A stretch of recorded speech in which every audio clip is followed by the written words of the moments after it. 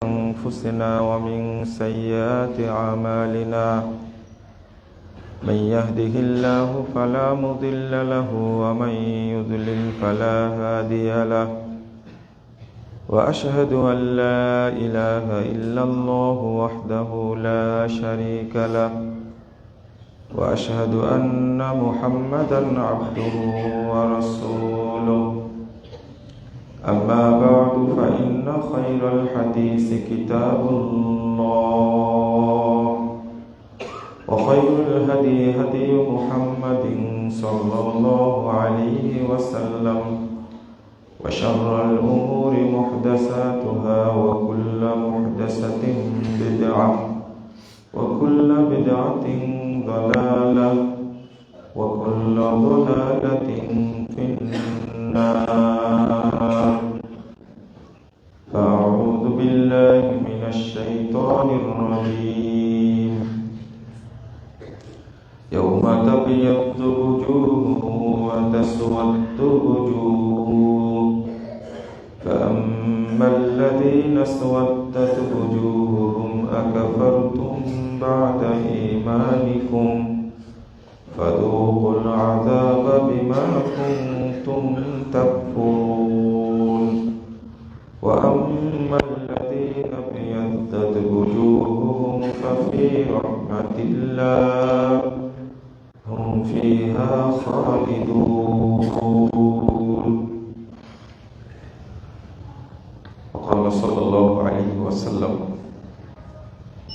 عليكم بالجماعة وإياكم والفرقة فإن الشيطان مع الواحد وهو من الاثنين أبعد من أراد الربح الجنة فليلزم الجماعة رواه الترمذي بإسناد صحيح. وقال صلى الله عليه وسلم يد الله على الجماعة. সম্মানিত মুসল্লিবৃন্দ, আল্লাহ রাব্বুল আলামিন নির্দেশ দিয়েছেন মুসলিম উম্মাহকে ঐক্যবদ্ধ জীবনযাপন করার জন্য। প্রেক্ষাপট যতই খারাপ থাক, যতই উল্টা থাক, যদি তাদের মাঝে ঐক্য থাকে আল্লাহ রাব্বুল আলামিন সেখানে বিজয় দান করেন, আল্লাহ সেখানে রহমত দান করেন এবং আল্লাহর পক্ষ থেকে নিরাপত্তা নাজিল করেন। কিন্তু যখনই আমরা নিজেরা বিভক্ত হয়ে যাব, খণ্ড খণ্ড হয়ে যাব, তখন আল্লাহ বিশেষ নিরাপত্তাটা আমাদের কাছ থেকে আল্লাহ উঠে নেন। আল্লাহ বলছেন ইয়াউমা তাবিয়াদ্দু ওয়ুজুহু ওয়া তাসওয়াদ্দু ওয়ুজুহ, কিয়ামতের দিন এক শ্রেণীর মানুষের মুখমণ্ডল উজ্জ্বল হবে, আল্লাহ তাদেরকে সম্মানিত করবেন। ওয়া তাসওয়াদ্দু ওয়ুজুহ, আর এক শ্রেণীর মানুষের মুখমণ্ডল হবে কালো কুৎসিত, চেহারাটা হবে জাহান্নামীদের চেহারার মতো। এটা কিয়ামতের মাঠে। আল্লাহ বলছেন ফাআম্মাল্লাযীনা আসওয়াদ্দাত ওয়ুজুহুহুম আকাফারতুম বা'দা ঈমানিকুম, যাদের মুখটা কালো কুৎসিত হবে আল্লাহ তাদেরকে বলবেন তোমরা ঈমান আনার পরে কুফরি করেছ। অর্থাৎ এর অর্থ হলো তোমরা ঐক্যবদ্ধ ছিলে, থাকার পরে তোমরা বিভক্ত হয়েছ।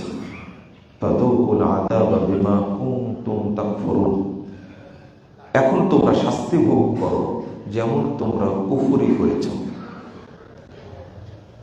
এই আয়াতটার ব্যাখ্যা দিতে গিয়ে ইবনে আব্বাস রাদিয়াল্লাহু আনহু তিনি বলছেন তাবিয়াতু ওয়ুজুহু আহলিস সুন্নাহ ওয়াল জামাআহ ওয়া তাসওয়াদ্দু ওয়ুজুহু আহলিল বিদআহ ওয়াল ফুরকা। তাবিয়াদ্দু উজুহু আহলিস সুন্নাহ ওয়াল জামাআহ, কিয়ামতের দিন যাদের মুখটা উজ্জ্বল হবে, যাদেরকে আল্লাহ সম্মান দান করবেন, তারা হবেন কোরআন এবং সুন্নাহর অনুসারী আহলুস সুন্নাহ ওয়াল জামাআহ, আসহাবুল হাদিস বা আহলুল হাদিস। আল্লাহ তাদেরকে সম্মানিত করবেন। ওয়া তাসওয়াদ্দু উজুহু আহলিল বিদআহ ওয়াল ফুরকা, এবং যারা হবে বেদাতের অনুসারী এবং যারা ঐক্য থেকে বিচ্ছিন্ন থাকবে, ওয়াল ফুরকা, যারা জামাত থেকে দূরে থাকবে, তাদের মুখটাকে আল্লাহ কালো কুৎসিত করে দেবেন, আল্লাহ তাদেরকে অপমান করবেন। এখানে গুরুত্বপূর্ণ দুইটা কথা আছে। একটা হলো, কিছু মানুষ এখন বলছে যে আহলুল হাদিস বা আসহাবুল হাদিস বা আহলুস সুন্নাহ ওয়াল জামাআহ এই কথা বলে পরিচয় দেওয়া যাবে না। কিন্তু দেখেন, এই আয়াত নাজিল হয়েছে সাহাবীদের উপরে, রাসূল সাল্লাল্লাহু আলাইহি সাল্লামের উপরে নাজিল হয়েছে। প্রথম আমল করেছেন সাহাবায়ে কেরাম। সাহাবী ইবনু আব্বাস সাহাবীদের মধ্যে সবচেয়ে অভিজ্ঞ, রাইসুল মুফাসসিরিন, তিনি বলেছেন যে যারা জান্নাতে যাবে, যাদের চেহারা হবে উজ্জ্বল, তারাই হলেন আহলুস সুন্নাহ ওয়াল জামাআহ। তো যারা বলছে যে শুধু মুসলিম বলতে হবে, পরিচয় দেওয়া যাবে না সালাফি বা আহলুল হাদিস বা আহলুস সুন্নাহ ওয়াল জামাআহ, তাদের দাবিটা ঠিক নয়, দাবিটা ভুল। আরেকটা হাদিস রয়েছে ওয়াহিয়াল জামাআহ, মানে দুনিয়াতে যে ঐক্যবদ্ধ জীবনযাপন করেছে, জান্নাতে কিন্তু সেই যাবে। আবু দাউদের 4597 নম্বর হাদিস, রাসূল সাল্লাল্লাহু আলাইহি ওয়াসাল্লাম বলছেন, ইহুদিরা বিভক্ত হয়েছে 71 দলে, আর নাসারারা বিভক্ত হয়েছে, খ্রিস্টানরা বিভক্ত হয়েছে 72 দলে। ওয়াসাতাফতারিকু উম্মতি আলা 73 মিল্লাহ, আর আমার উম্মত বিভক্ত হবে 73 দলে। কুল্লুহুম ফিন্নার, তাদের সবাই জান্নাতে জাহান্নামে যাবে, ইল্লা ওয়াহিদা, একটি ব্যতীত, ওয়াহিয়াল জামাআহ, যে দলটি ঐক্যবদ্ধ থাকবে সেই দলটি জান্নাতে যাবে। আর তাদের ইমাম হবেন মুহাম্মদুর রাসূলুল্লাহ সাল্লাল্লাহু আলাইহি ওয়াসাল্লাম। তারা আল্লাহ রাসূলের সাথে জান্নাতে যাবে। অনেক আয়াত আসছে। 2 নম্বর বিষয় হলো, যেখানে আহলুস সুন্নাহ ওয়াল জামাআহ, এই কথাটা আমাদের বোঝা উচিত। আমি যদি শুধু নিজে নিজে কোরআন হাদিস মানি, তাহলে আমি আহলুস সুন্নাহ, কিন্তু ওয়াল জামাআহ হলাম না। সবচেয়ে গুরুত্বপূর্ণ কথা এই জায়গাতে, অনেকেই মনে করে আমি তো কোরআন হাদিস মানি, আমার ঐক্যবদ্ধ থাকা জরুরি না। কিন্তু নামটা হলো আহলুস সুন্নাহ ওয়াল জামাআহ। আপনাকে কোরআন হাদিস মানতেও হবে এবং জামাতবদ্ধও থাকতে হবে। শুধু তাই না, ইমাম ইবনে কাসির রাহিমাহুল্লাহ এই আয়াতটার ব্যাখ্যা দিতে গিয়ে বলছেন, ওয়াতাসিমু বিহাবলিল্লাহি জামিআও ওয়ালা তাফাররাকু। ইবনে কাসির রাহিমাহুল্লাহ বলছেন ওয়ালা তাফাররাকু, তিনি বলছেন যে ওয়া ইলাইতাহুম ওয়া দুমিনাত ইতিসাম আনিল খাতা। তিনি বলছেন যে একজন মানুষের যাবতীয় ত্রুটি পাপ থেকে রক্ষা পাওয়ার বড় একটা সেফটি হয়ে গেল ঐক্যবদ্ধ থাকা। ইনদা ইত্তেফাকিহিম, যখনই তারা এক জায়গায় ঐক্যবদ্ধ থাকবে, তাদের ত্রুটি হওয়া থেকে আল্লাহ তাদেরকে নিরাপত্তা দান করবেন। এটা আল্লাহ রাব্বুল আলামিন রাসূল সাল্লাল্লাহু আলাইহি ওয়াসাল্লাম বলেছেন এইভাবেই। যেমন 2167 নম্বর হাদিস তিরমিজির মধ্যে এসেছে, ইন্নাল্লাহা লা ইয়াজমাউ উম্মতি আলা দালালা, নিশ্চয় আল্লাহ আমার উম্মতকে ভ্রষ্টতার উপরে, বাতিলের উপরে ঐক্যবদ্ধ করবেন না। ফাআলাইকুম বিসসাওয়াদিল আযম, অতএব তোমাদের উপরে আবশ্যক হলো যেটা হকের উপরে প্রতিষ্ঠিত ঐক্যবদ্ধ জামাত, তাকেই তোমরা আঁকড়ে ধরো। ইয়াদুল্লাহি আলাল জামা, কারণ এই ঐক্যবদ্ধ কাফেলার উপরে আল্লাহর হাত আছে। এখানে ব্যাখ্যা দিতে গিয়ে ইমাম মোহাম্মদ তাহের পাট্টানি তিনি বলছেন যে ঐক্যের উপরে আল্লাহর হাত আছে, এর অর্থ কি? তিনি বলছেন এই সাকিনাতুহু ওয়া রাহমাতুহু মাআল মুত্তাফিকিন, যারা ঐক্যবদ্ধ থাকে তাদের উপরে আল্লাহর রহমত, আল্লাহর বিশেষ সাকিনা সবসময় থাকে। ওহুম বাঈদাতুম মিনাল আযা ওয়াল খাউফ ওয়াল ইসতিরাব, যারা ঐক্যবদ্ধ থাকে তারা ভীতি, শঙ্কা এবং বিপর্যয় থেকে তারা অনেক দূরে থাকে। তারপর বলেছেন ইযা তাফাররাকু ফাসাদাল আহওয়াল ওয়া উকিয়া বাইনাহুম বাসুহুম জালাতিস সাকিনা, জালাস সাকিনা, যখনই তারা বিভক্ত হয়ে যায়, জালাস সাকিনা, আল্লাহর পক্ষ থেকে যে বিশেষ রহমত, রহমত আর সাকিনার মধ্যে পার্থক্য আছে, এক জিনিস না। রহমত কিন্তু আল্লাহ সবার উপরে দেন, এই জন্য আল্লাহর নাম রহমান। আর সাকিনা আল্লাহ দেন বিশেষ ব্যক্তির উপরে। যেমন যারা মসজিদে আসে, জামাতে আসে, আল্লাহ রাসূল ওই জায়গায় বলছেন ফাআলাইকুমুস সাকিনা, তোমাদের উপরে আল্লাহর পক্ষ থেকে বিশেষ গিফট আছে, বিশেষ অনুগ্রহ আছে। সাকিনা পাওয়ার লোক সবাই না।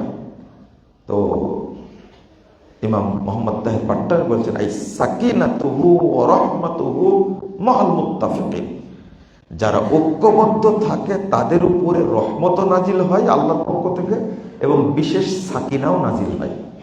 ফাইদা তাফাররাকু, যখন তারা বিচ্ছিন্ন হয়ে যায়, জালাস সাকিনা, তখন আল্লাহর সেই গিফট, বিশেষ অনুগ্রহ আল্লাহ উঠিয়ে দেন।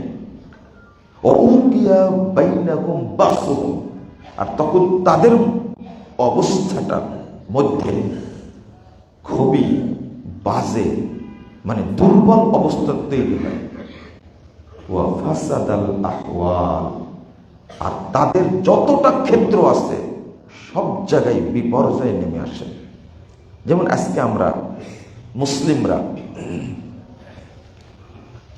90-92% মুসলিম বাংলাদেশে টুপিওয়ালা, সালাত পরে, ইসলাম পড়তে ধর্মপ্রাণ বা ধর্মভীরু, তাদের কোনো মূল্য বাংলাদেশে নেই, একবারে জিরো, একেবারে জিরো। এই 92% বা 93% একটা দেশে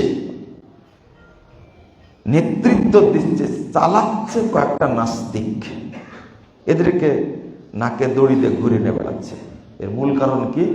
এই টুপিওয়ালাদের মধ্যে কোনো ঐক্য নেই, এক একজন একটা মাদার খুলে বসে আছে।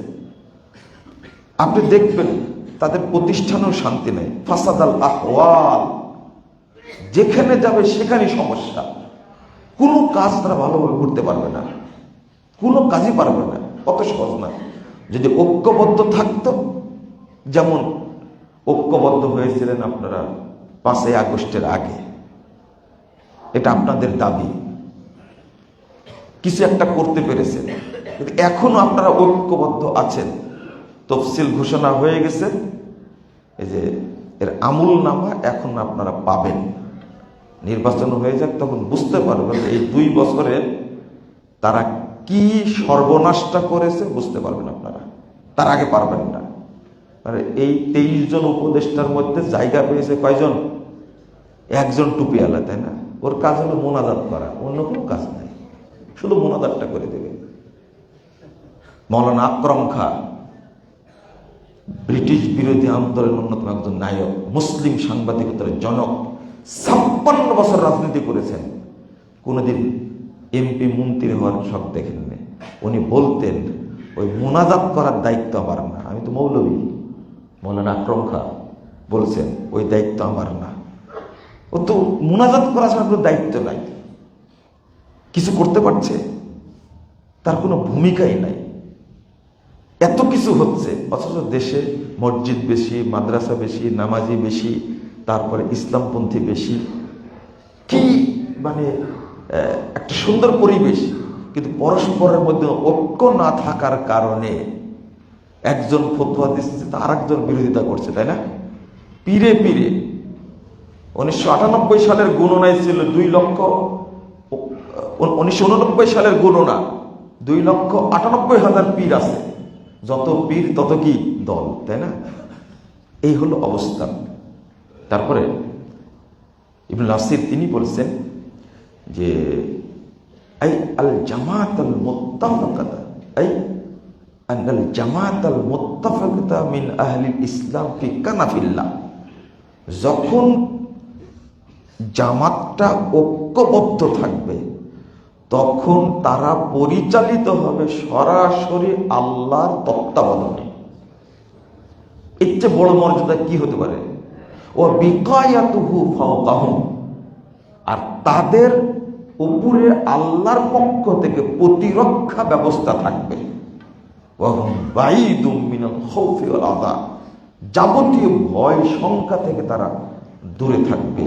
ফাকিমু বাইনা যহরানিহিম, অতএব তোমরা একবারে ঐক্যের মাঝখানে অবস্থান করো। ওই যে হাদিসটা এসেছে, রাসূলুল্লাহ সাল্লাল্লাহু আলাইহি ওয়াসাল্লাম বলছেন, 2165 নম্বর হাদিস, তিরমিজির মধ্যে এসেছে, আলাইকুম বিল জামাআ, তোমরা ঐক্যকে শক্ত করে ধরে রাখো। ওয়া ইয়াকুমুল ফুরকা, আর বিভক্তি থেকে অনেক দূরে থাকো। যারা বিভক্ত হয়েছে তারা অভিশপ্ত, তারা শয়তানের অনুসারী, তাদের আশেপাশেও যাওয়া যাবে না। ফাইন্নাশ শাইতানা মাআল ওয়াহিদ, শয়তান একজনের সাথে থাকে। ওয়া হুয়া মিনাল ইসনাইনি আবআদ, শয়তান দুইজন থেকে অনেক দূরে থাকে। যেখানে দুইজন থাকে শয়তান ওখানে থাকে না। এজন্য ঘরের মধ্যে থাকলে দুইজন একসঙ্গে থাকার কথা এসেছে হাদিসে, একজন থাকতে নিষেধ করা হয়েছে। একজন থাকলে যত খারাপ কাজ শয়তান তাকে দিয়ে করাবে। আপনি নিজের থেকে দেখেন, আপনার হাতে একটা মোবাইল আছে আর নেট আছে, ঘরে আপনি একা আছেন, যত নষ্ট কাজ, মহিলার সাথে কথা বলা, প্রেম করা, পরকিয়া করা, ও সব করার সুযোগ পাবে। ফাইন্নাশ শাইতানা মাআল ওয়াহিদ, শয়তান একজনের সাথে থাকে।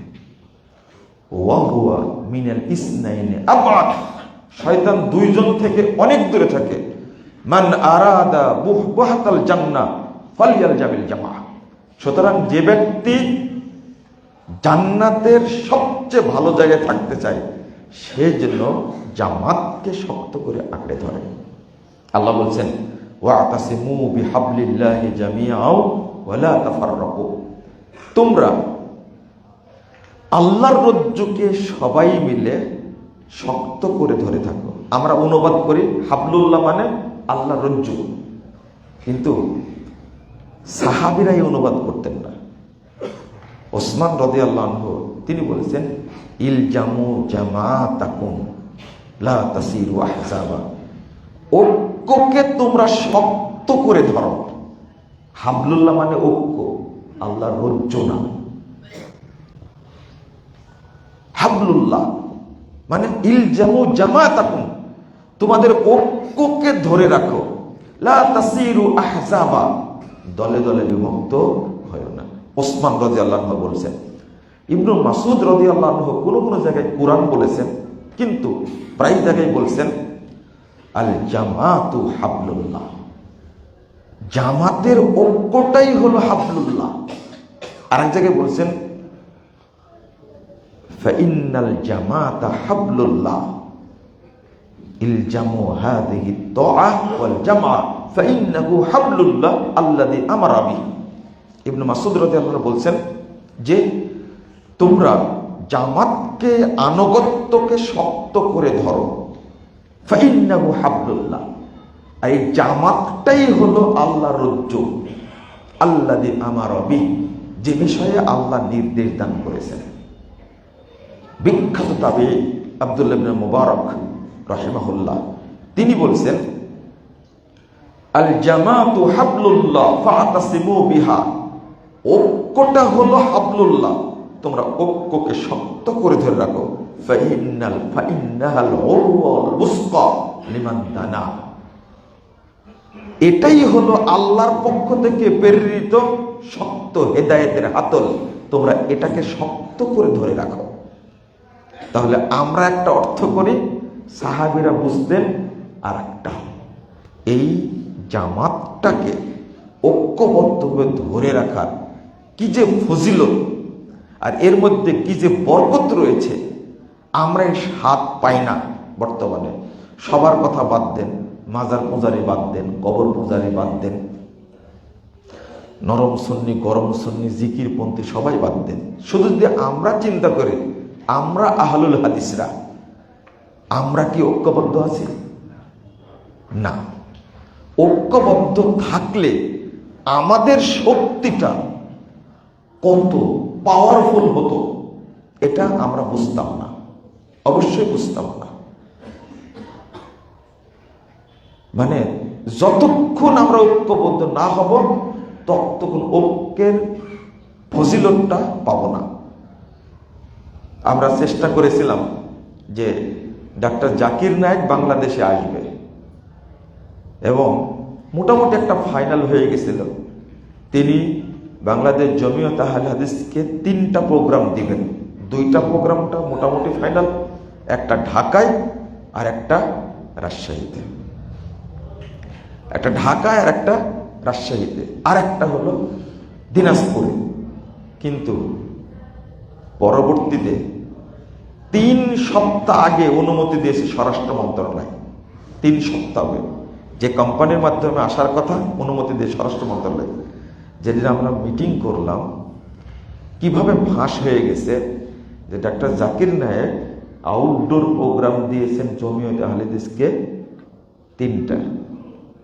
আমাদের সাথে কথাবার্তা হয়েছে, একটা প্রোগ্রাম করার জন্য আসছিল, চিটাগাংটা করবে, আউটডোর প্রোগ্রাম, কি বলে ইনডোর প্রোগ্রাম। আমাদের প্রোগ্রাম দেওয়া হবে, একটা অজুহাত দিয়ে বন্ধ করে দেওয়া হলো যে জাকির নায়েককে আপাতত আসার অনুমতি দেওয়া হচ্ছে না। আপনারা অনেক ব্যাখ্যা করতে পারেন, সামনে নির্বাচন, ইন্ডিয়া, মোদি, এগুলো এই জন্য আসতে দেওয়া হচ্ছে না। 3 সপ্তাহ আগে যে অনুমতি দিল তখন কি পাশে ইন্ডিয়া ছিল না? এই বিশ্ব সন্ত্রাসী মোদি কি তখন মরে গেছিল? ওরা জানতো না? সবই জানতো। কিন্তু এই টুপিওয়ালারা চিন্তা করেছে একটা, যে এমনি পিস টিভির কারণে আমাদের ব্যবসায় লালবাতি জ্বলেছে, যদি জাকির নায়েক বাংলাদেশে আসতে পারে ওই বাকি 50% ব্যবসা আমাদের শেষ হয়ে যাবে, ওই আসতে দেওয়া হবে না। 2010 সালের 31 আগস্ট আসার কথা ছিল, তখনও দেয়নি। এরপরে না আমরা পিস টিভিতে গেলাম 2011 সালে, আবার গেলাম 2014 সালে, 16 সালের সেপ্টেম্বরে যাওয়ার কথা ছিল, 16 সালে আপনারা বন্ধ করে দিলেন। কারা করেছে এগুলো? ডাক্তার জাকির নায়েক মুসলিম বিশ্বের একজন তারকা, সারা পৃথিবীতে তাকে চিনে, ইহুদি খ্রিস্টানরা পর্যন্ত চিনে। ইন্ডিয়া থেকে একটা উলঙ্গ নোংরা পচা মহিলা এসে প্রোগ্রাম করতে পারে, কোটি কোটি টাকা নিয়ে যেতে পারে, আর ডাক্তার জাকির নায়েক এই দ্বিতীয় বৃহত্তম মুসলিম দেশ নাকি আসতে পারে না। পাকিস্তান নিয়ে আসতে পারে কি করে? পাকিস্তানের দ্বারা সম্ভব হয় কি করে? কই কিছু করতে পারে না? বাংলাদেশের চেয়ে পাকিস্তান আহলে হাদিস সংখ্যা অনেক কম, বাংলাদেশ আহলে হাদিসদের সংখ্যা অনেক বেশি। কিন্তু শয়তান এমন একটা কাজ করেছে, আহলে হাদিসদেরকে ভেঙ্গে চুরমার করে দিয়েছে। যে জায়গায় দাঁড়িয়ে খুতবা দিচ্ছি, এখানে আপনারা জায়গা দিয়েছিলেন আল্লামা আব্দুল্লাহিল কাফি আল কুরাইশি রাহিমাহুল্লাহকে। আপনাদের মর্যাদা অনেক বেশি, এত বড় উপমহাদেশের কিংবদন্তি একজন মুজাদ্দিদ, বাংলাদেশ জমিয়ত আহলে হাদিসের প্রতিষ্ঠাতা আল্লামা আব্দুল্লাহ আল কাফি আল কুরাইশিকে আপনারা এখানে জায়গা দিয়েছিলেন, আর কোনো জেলা ছিল না। এই জন্য পাবনার মর্যাদাটা আমি একটু বেশি মনে করি আগে থেকে। 2012 সালে একটা বক্তব্য দিয়েছিলাম, এই যে রাঘবপুর মসজিদের কাছে, কোন দিকে দিক মনে হয়, সেখানে বক্তব্য দিয়েছিলাম। কি জায়গার নাম? রাঘবপুর না? জি। তো ওখানে একটা বক্তব্য দিয়েছিলাম সেই দিন। আপনার মর্যাদা একটু বেশি। তিনি ছিলেন ঐক্যের প্রতীক। একটা মুরগি যেমন বাচ্চাকে দেখে রাখে, ক্ষতি যেন না করতে পারে, সারা দেশের আহলে হাদিসদেরকে ঐক্যবদ্ধ করে গেছিলেন। এই বিশাল ঐক্যে ফাটল ধরানোর পিছনে 1 নম্বর ভূমিকা পালন করতে শয়তান। শয়তানি করে এগুলো, এইভাবে শয়তানি নষ্ট করে। এবং তাকে কি করে? রাসূল সাল্লাল্লাহু আলাইহি ওয়াসাল্লাম বলেছেন, মান ফারাকাল জামা ইন্না শাইতানা মা মান ফারাকাল জানা ইয়ারকুজু। 2040 নম্বর হাদিস নাসাইর মধ্যে এসেছে, যাকে শয়তান আলাদা করতে পারে, শয়তান তার পিছনে লাথি মারতে মারতে মারতে মারতে দূরে নিয়ে যায়। কোথায় নিয়ে যায়? মানে সাজ্জা সাজ্জা ফিন্নার। যে ব্যক্তি জামাত থেকে বিচ্ছিন্ন হয় সে জাহান্নামে নিক্ষিপ্ত হয়। আমরা আজও ঐক্য বুঝতে পারিনি। আমাদের ঐক্যবদ্ধ হওয়া জরুরি। প্রত্যেকটা দল, আমাদের ইচ্ছা ছিল এরকম যে ডাক্তার জাকির নায়েক আসবে, শহরের উদ্যানে প্রোগ্রাম হবে, সেখানে পাকিস্তানের কয়েকজন আলেম থাকবেন এবং মতিউর রহমান মাদানী থাকবেন। আমাদের মধ্যে আলোচনা হয়েছিল, ইন্ডিয়ার বড় আলেম তাদেরকে আমরা নিয়ে আসবো। এমনি তো বাইপাইলের সম্মেলনে সব আলেম আসে, আলহামদুলিল্লাহ। এটা একটা আহলে হাদিসদের জন্য বড় পাওয়া। সৌদি আরব থেকে বড় বড় আলেম আসেন, একটা বড় আলেমের সমাবেশ হতো। কিন্তু শয়তান এই ঐক্যটাকে পছন্দ করেনি।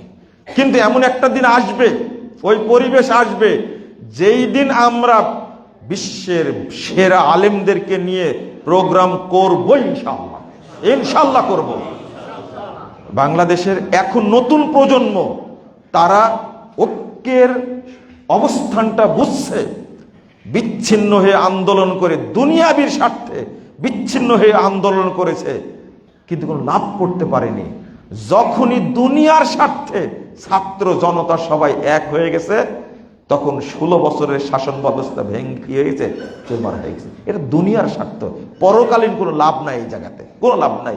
তা আমরা পরকালের স্বার্থে, দিনের স্বার্থে, ইসলামের স্বার্থে, ঐক্যের স্বার্থে উলামায়ে কেরাম এক মঞ্চে বসতে পারি না। কেন পারি না? মূল কারণটা কি? শয়তান। মূল কারণটা শয়তান। শয়তান ঐক্যবদ্ধ হতে দেয় না। ঐক্যবদ্ধ হলে এই দেশে সঠিক ইসলামের জোয়ার প্রবাহিত হবে ইনশাআল্লাহ। আর মৌলবীরা বিরোধিতা করে কাদের?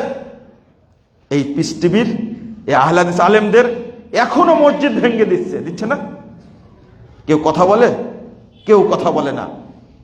একটা মসজিদ আহলে হাদিসদের জমিতে হয়েছে, মসজিদ করেছে, উদ্বোধন করবে, মাজার পূজারীরা, পীর পূজারীরা ঐক্যবদ্ধ হবে, সেটা বন্ধ করে তালা মেরে দিচ্ছে, মসজিদ তালা মেরে দিচ্ছে। এদের সাথে কোনোদিন আপোষ হতে পারে না, কোনোদিন না। আহলে হাদিসদের বর্তমান অবস্থানের কারণে পীরপন্থীরা, মাজারপন্থীরা, খানকাপন্থীরা আরো বেশি ক্ষিপ্ত হয়েছে। মানে দাওয়াতের অবস্থা এখন ভালোটা পর্যায়ে, আলহামদুলিল্লাহ। আগামী দিনে আমরা ঐক্যবদ্ধ হয়ে কাজ করতে পারবো ইনশাআল্লাহ। তবে একটা আবেদন হলো, আপনারা দোয়া করবেন মনে মনে, আল্লাহ তুমি যারা সালাফি আকীদার তাদেরকে তুমি ঐক্যবদ্ধ করে দাও। এই দোয়াটা করতে পারবেন? আল্লাহ নিজে বলছেন, আল্লাহ নিজে বলছেন, আল্লাহ ফাবাইনা কুলুবিহিম, আল্লাহ তাদের অন্তরে ঐক্য, ভ্রাতৃত্ব তৈরি করে দেয়।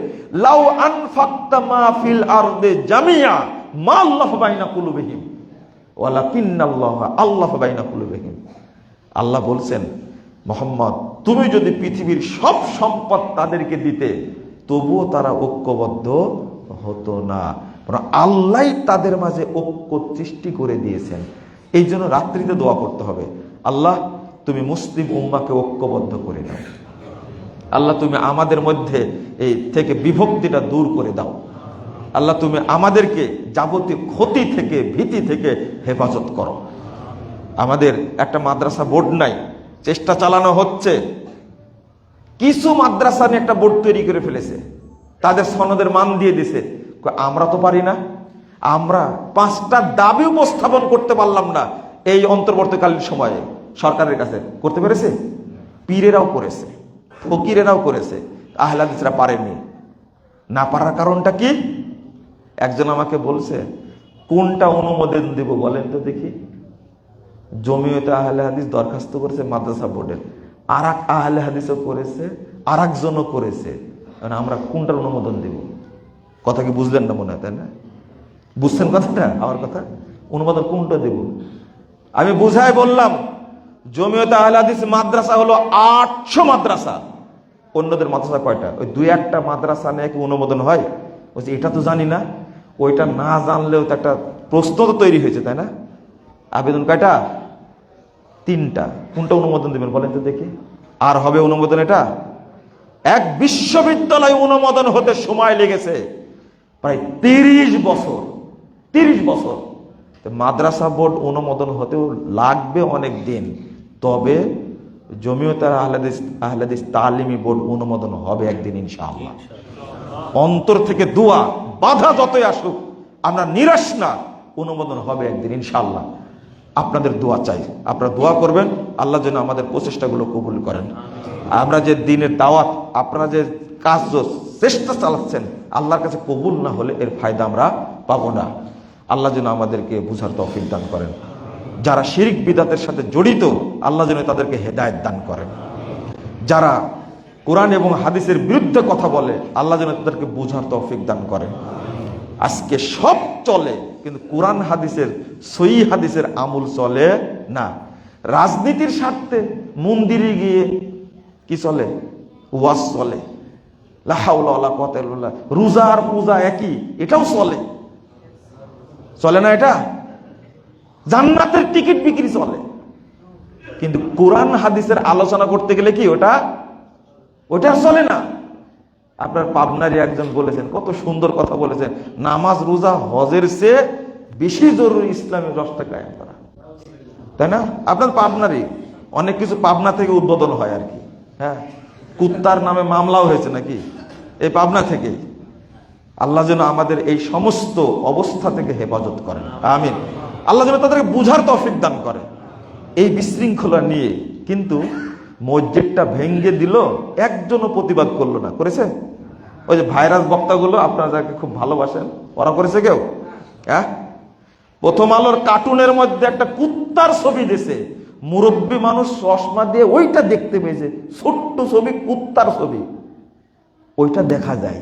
কুত্তার ছবি দিয়েছে প্রথম আলোর কার্টুনে, কিন্তু সারা দেশে আহলে হাদিস মসজিদ ভেঙ্গে দিচ্ছে, আলেমদের গ্রেফতার করছে, ইমামদের উপরে, মুসল্লিদের উপরে অত্যাচার করছে, ওইটা মুরব্বীদের চোখে পড়ে না, ভাইরাস আলেমদের চোখে পড়ে না।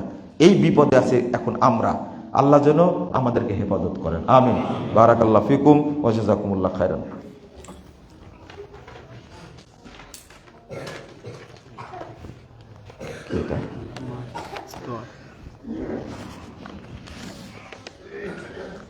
আলহামদুলিল্লাহ ওয়াহদা ওয়াসসালাতু ওয়াসসালামু আলা মান লা নাবিয়্যা বা'দা।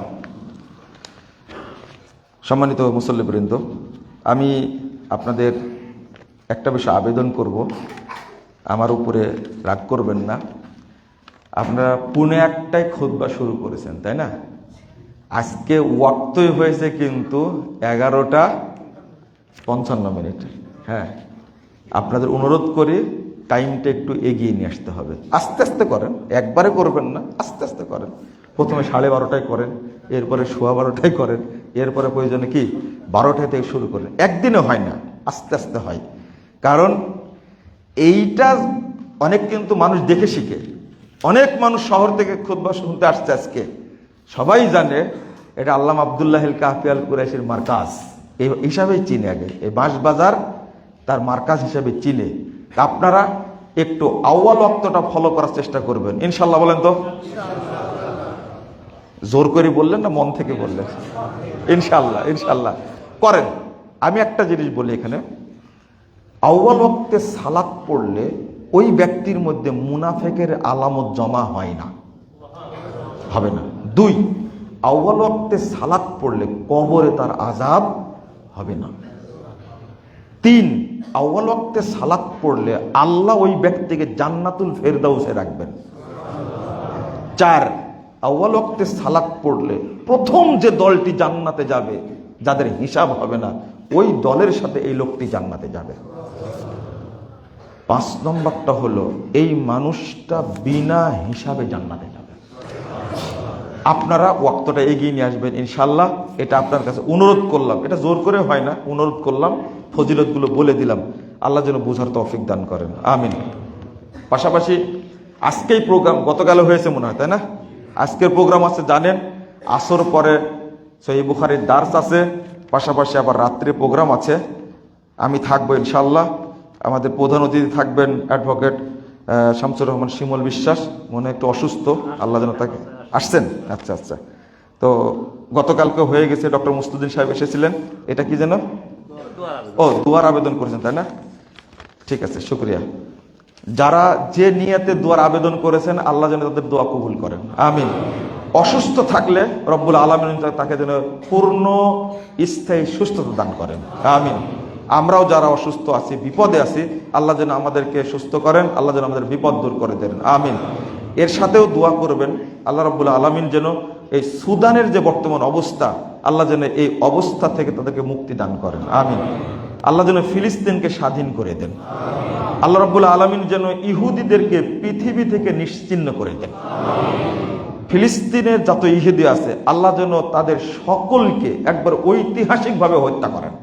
বললাম, দোয়া করেছিলেন খুবাইব রাদিয়াল্লাহু আনহু, আল্লাহুম্মা আহসিহিম আদাদা, আল্লাহ তুমি তাদেরকে গুনে গুনে রাখো, ওয়াক্তুলহুম বাদাদা, তাদেরকে তুমি একসঙ্গে ধ্বংস করে দাও, ওয়ালা তুবকি মিনহুম আহাদা, আল্লাহ জমিনের উপরে যেন একজনও টিকতে না পারে। খুবাইব রাদিয়াল্লাহু আনহু দোয়া কবুল হয়েছিল, এই গোষ্ঠী একটাও টিকেনি, আল্লাহ চিরস্থায়ীভাবে ধ্বংস করে দিয়েছেন। আল্লাহ যেন ফিলিস্তিনের ইহুদিদেরকে এইভাবে ধ্বংস করে দেন, বলুন আমিন।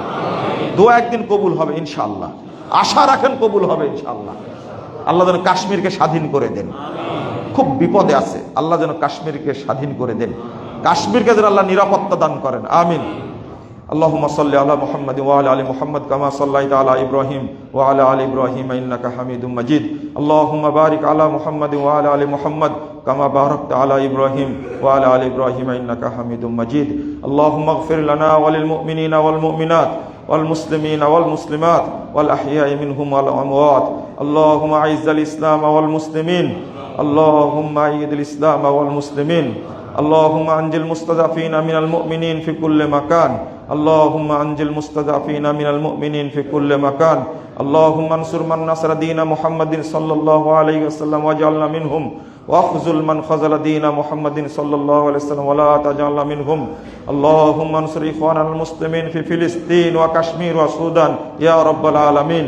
اللهم احفظ المسجد الأقصى يا رب العالمين. اللهم احفظ المجاهدين والمرابطين في كل مكان. اللهم عن الكفرة والفجرة والمبتدعة واليهود والنصارى والمشركين.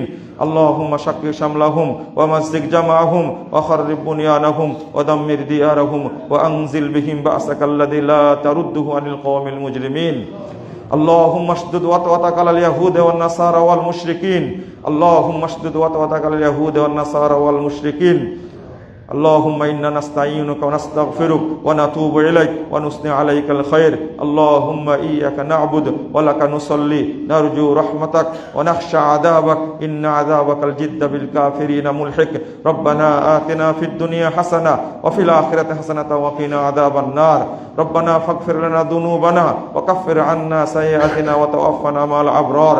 ربنا عليك توكلنا وإليك أنبنا وإليك المصير. رب اجعل لنا من لدنك وليا واجعل لنا من لدنك نصيرا. ربنا لا تؤاخذنا إن نسينا وأخطأنا. ربنا ولا تحمل علينا إصرا كما حملته على الذين من قبلنا. ربنا ولا تحملنا ما لا طاقة لنا به واعف عنا واغفر لنا وارحمنا أنت مولانا وارحمنا أنت مولانا وارحمنا أنت مولانا فانصرنا على القوم الكافرين فانصرنا على القوم الكافرين. ربنا تقبل منا إنك أنت السميع العليم وتب علينا إنك أنت التواب الرحيم. وصلى الله على النبي.